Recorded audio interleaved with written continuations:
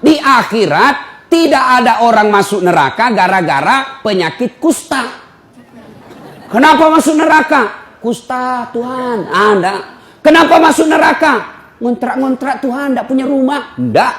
Kenapa masuk neraka? Sombong. Kenapa masuk neraka? Takabur. Kenapa masuk neraka? Ujub. Penyakit hati. Ini penting.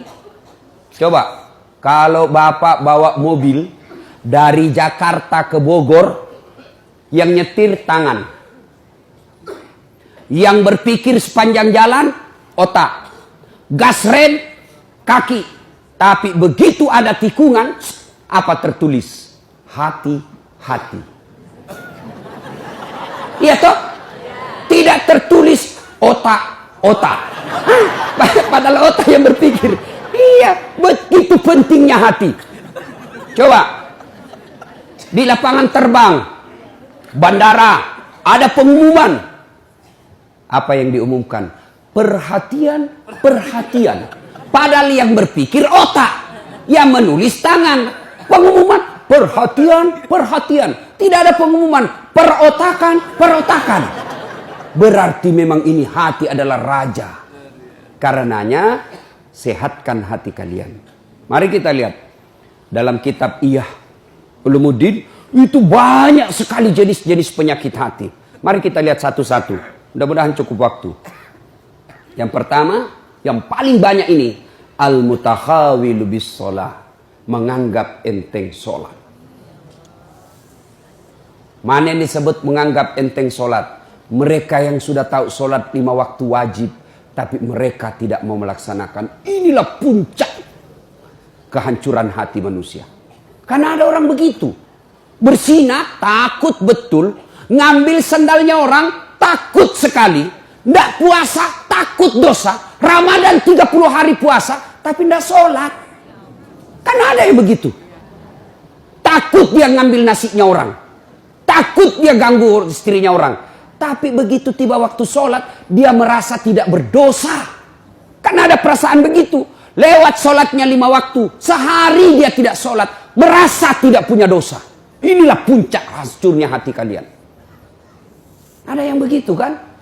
Setengah mati cari duit. Dari pagi cari duit, sampai malam cari duit, tapi lupa sholat. Inilah yang selalu saya istilahkan, kerja, cari duit. Begitu dia lapar, beli nasi bungkus. Sayangnya setelah ada nasi bungkusnya, nasinya dia buang, bungkusnya dia makan. Ini orang Bugis bilang beleng-beleng. Tahu beleng-beleng? Dongo. Tahu dongo? Beleng-beleng. Tahu beleng-beleng? Dongo. Tahu dongo? Reku Guring bilang dungu. Itu larang dungu. Asli sedugu-dugunya.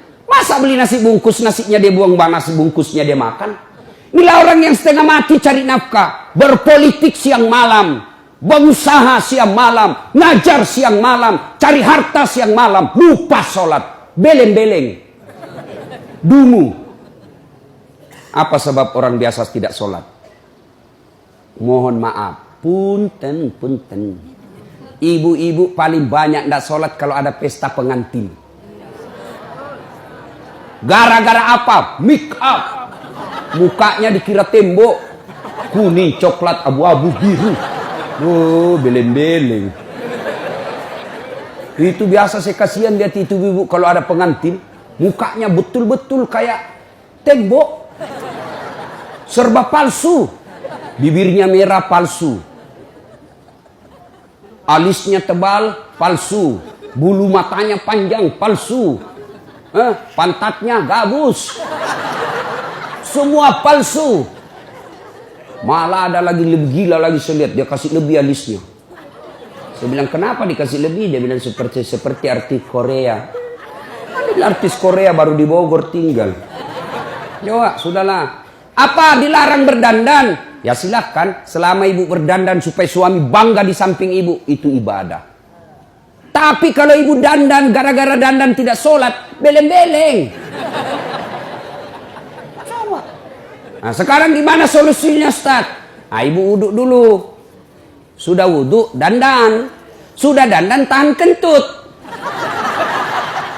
Biar sudah wudhu, kentut batal.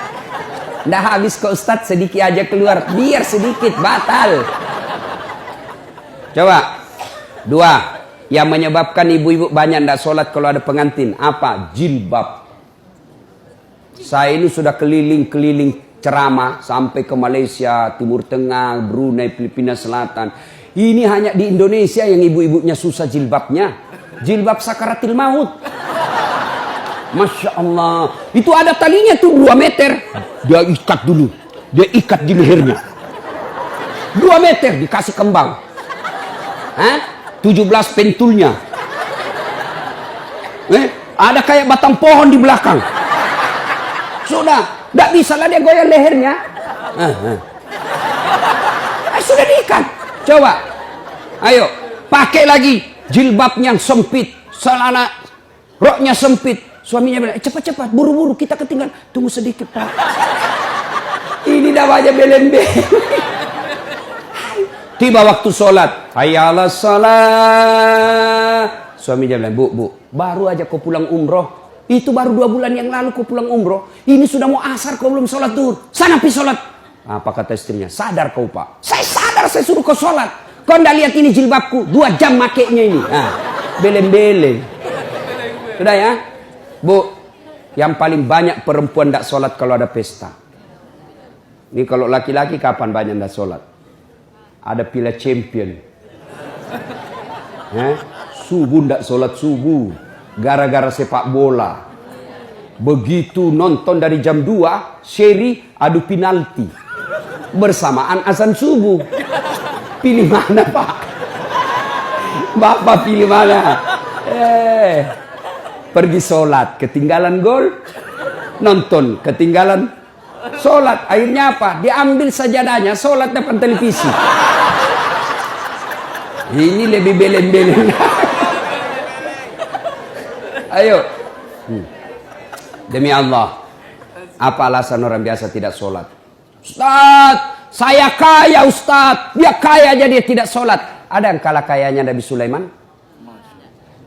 Ada yang kaya Nabi Sulaiman. Nabi Sulaiman itu pekarangan rumahnya emas. Ada di sini pekarangan rumahnya emas. Paling kalau orang Bugis, kalau paling kaya giginya dikasih emas. Coba. Dia cakep Ustadz. Ada yang kalah Nabi Yusuf? Ayo. Tuh cakepnya Nabi Yusuf. Bayangkan cakepnya itu manusia. Ibu-ibu disuruh ngiris-ngiris bawang. Suruh lewat Nabi Yusuf seperti Pragawati. Yang kalau di atas apa itu? Catwalk. Lewat Nabi Yusuf. Ini ibu, Masya Allah. Ini bukan manusia ini. Cakep betul. Tidak sadar. Dia iris tangannya. Dia tidak rasa begitu terpesonanya dengan mukanya Nabi Yusuf. Segagah-gagahnya Ustadz Das'ad. Jangankan ngiris bawang. Kentut aja hilang perhatian. Coba. Gagahnya Nabi Yusuf. Tapi tetap taat beribadah kepada Allah. Saya kuat Ustadz, binaragawan. Ada kala Nabi Musa. Nabi Musa itu Bu, kalau dia kunci badannya, tembus itu bulu-bulu di bajunya. Kalau dia kunci badan, terlempar songkoknya. Kalau dia tinju orang, belum sampai tinjunya sudah jatuh itu musuhnya. Ini orang Bugis bilang karate do, karate campur doti. Doti itu magic. Coba. Hebat. Saya cerdas Ustaz. Ada yang kalah cerdasnya Nabi Nuh. Sampai detik ini tidak ada orang arsitek bikin perahu di atas gunung. Semua mereka bikin perahu di pesisir pantai. Nuh alaihissalam di atas gunung bikin perahu. Cerdas, tidak sombong. Tetap sujud beribadah kepada Allah. Apa lagi? Ada apa alasanmu lagi? Apa yang kita mau alasan tidak mau sholat? Jelas. Demi Allah, tidak ada keselamatan bagi mereka yang menganggap enteng sholat. Ustaz, saya ini merantau Ustaz dari Sumatera. 30 tahun sudah saya di Bogor Ustaz.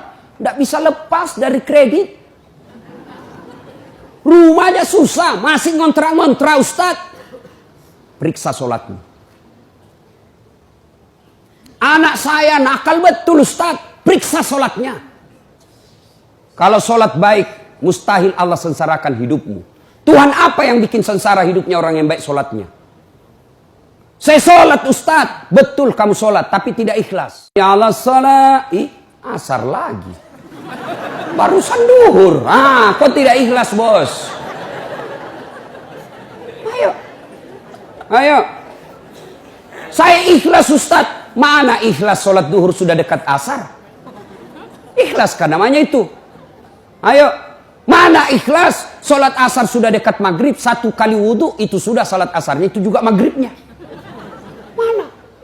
Maka kalau hidup kita susah, jangan cari kambing hitam. Lebih periksa sholatnya. Saya sholat Ustaz. Kenapa hidupku susah? Betul kau sholat, tapi sholatmu main-main. Tidak semangat ketemu Allah. Allah.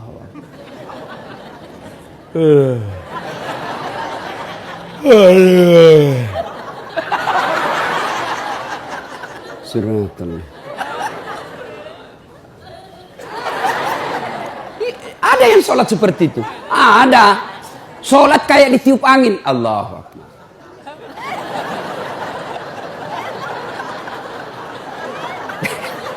Siapa ajar kau sholat begitu? Ada juga sholat yang terlalu semangat. Allahu Akbar.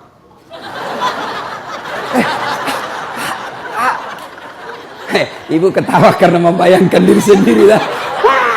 Makanya kalau ada masalah dalam hidup, ayo pertama yang harus kita selesaikan, sempurnakan sholatmu bos. Saya sholat Ustaz. Betul, ibu sholat. Tapi ibu yang pakai baju sholat sudah 3 hari tidak dicuci. Ketemu Allah pakai daster. Tinggi sebelah lagi. CD-nya 2 hari tidak dicuci dipakai. Begitu sholat gatal semua. Siapa ngajar sholat seperti itu? Ayo ya, mulai hari ini koreksi sholatnya bu.